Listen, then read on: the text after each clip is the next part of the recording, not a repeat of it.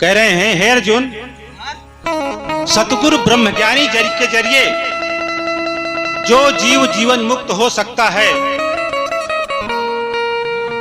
और सतगुरु से ही दया, क्षमा, सत, संतोष, धर्म, अर्थ, काम, मोक्ष प्राप्त होते हैं। बहुत ही अनमोल बात एक ही लाइन में। अगर हमें अपने जीवन में कुछ प्राप्त करना है,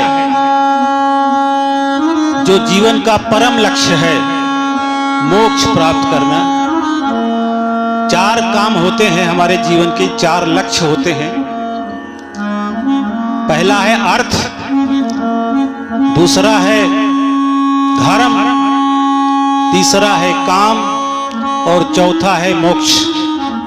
अर्थ, धर्म, काम, मोक्ष, ये हर प्राणी के जीवन का लक्ष्य होता है, मनुष्य प्राणी के। तो कह रहे हैं इस जीवन के परम लक्ष्य को प्राप्त करने के लिए, जो परम लक्ष्य क्या है कि जीवन मुक्त होना, ये जब सद्गुरु की कृपा होती है, जब इनकी शरण में हम जाते हैं, तब ही ये परम लक्ष्य मोक्ष की प्राप्ति होती है।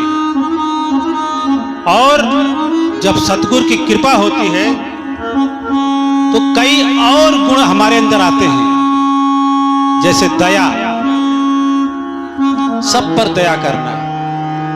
सारे प्राणी मात्र हमारे अपने हैं। इस संसार के सभी प्राणी आत्मी रूप से हमारे बंधु हैं, इसलिए किसी को सताना नहीं है, किसी का निरादर नहीं करना है, सब पे दया करना है। क्षमा करना भी सीखना चाहिए। किसी ने कुछ गलत कर दिया तो जो बड़ा होता है वो क्षमा करता है। जो बलवान हो क्षमा करे तब उसको कहते हैं वो क्षमाशील है। वो कमजोर है, बहुत ताकतवर, एक थप्पड़ मार दिया, कुछ नहीं बोला तो कहते हैं क्षमा नहीं हुआ। क्षमा उसको कहते हैं, किसी ताकतवर को कोई कुछ बोल दे, कमजोर, वो सुन करके शांति से विचार करके क्षमा कर दे तो कहते हैं उसको क्षमा है। तो क्षमा, सत, संतोष, ये भी बहुत बड़ा धर्म है। हमारे अगर संतोष नहीं है, हर जगह हम हाय हाय करते रहे, कितना भी प्राप्त हो जाए, मन की इच्छा और बढ़ती जाए, तो फिर मन कभी शांत नहीं होगा। इसलिए जो प्राप्त हुआ है, कहते हैं कि जो प्राप्त है वो पर्याप्त है, ऐसा भाव हमारे अंदर होना चाहिए। तो क्या गुण आते हैं? दया, क्षमा, संतोष, धर्म। धर्म का मतलब जो धारण करने का है, जो हमारा पुराना सबसे प्राचीन धर्म है, सनातन धर्म। सनातन धर्म क्या है? किसी की वाणी के द्वारा कोई अपशब्द न कहें, कोई मिथ्या बात न कहें, चोरी न करें, भ्रष्टाचार न करें, क्षमाशील हो, ये धर्म के लक्षण हैं। तो दया, क्षमा, संतोष, धर्म और अर्थ। अर्थ जो है हर प्राणी के लिए बहुत ही आवश्यक है, क्योंकि आपके पास अगर अर्थ नहीं है तो आप सत्संग में भी नहीं आ पाएंगे, भाड़ा लगेगा, किराया लगेगा। इसलिए जीवन का परम लक्ष्य है, काम भर का अर्थ होना बहुत जरूरी है।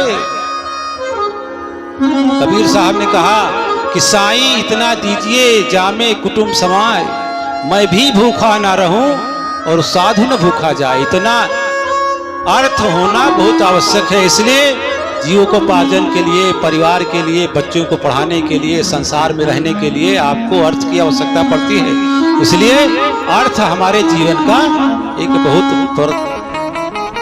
आवश्यक अंग है। अर्थ नहीं है तो भोजन नहीं मिलेगा, भूखे भजन न होय, तो दया, धर्म, संतोष, अर्थ, काम, मोक्ष प्राप्त करना ये जीवन का परम लक्ष्य है। हे अर्जुन, कश्यप, भरद्वाज, विश्वामित्र, गौतम, जगन्नाथ आदि जनक जितने भी महापुरुष हुए वे सब धर्मात्मा मेरे मानस पुत्र हैं। जो रचना परमेश्वर परोपकार के द्वारा प्राप्त हुई है, सतगुरु और साधु संगत के इस ज्ञान का परिणाम यानी फल। यानी जो भी महापुरुष हुए हैं, बड़े बड़े महापुरुष, जनक हुए, भरद्वाज हुए, कश्यप हुए, या जो भी महापुरुष हुए हमारे, ये तो पुराने महापुरुष हैं। आप नए में देख लीजिए, बाबा मेहताब जी, बाबा फूलराज जी, बाबा ओमी जी, बाबा सतनाम जी, अभी हमारे वर्तमान बाबा त्रिलोकीनाथ जी, ये जिसने इसको प्राप्त किया है सब गुरु की कृपा से ही प्राप्त हुआ है। क्योंकि गुरु ही एक ऐसा शख्स इस संसार में है जिसकी कृपा जब हो जाती है तो जो परम गूढ़ तत्व होता है, जो छिपा हुआ चीज होता है, जो बहुत रहस्यमय चीज होता है, वो प्रकट कर देता है। इसीलिए संसार में कहते हैं कि गुरु का होना बहुत आवश्यक है। सांसारिक कार्य करने के लिए भी गुरु जरूरत है। जो भी कार्य संसार के सीखने हैं उसके लिए सबके अपने अपने गुरु हैं, लेकिन जो अध्यात्म जिसमें हम सब एकत्रित हुए हैं, इस अध्यात्म विद्या में भी एक सतगुरु की आवश्यकता होती है। और सतगुरु कौन होता है? सतपुरुष जिन जानिया सतगुरु तिसका नाम।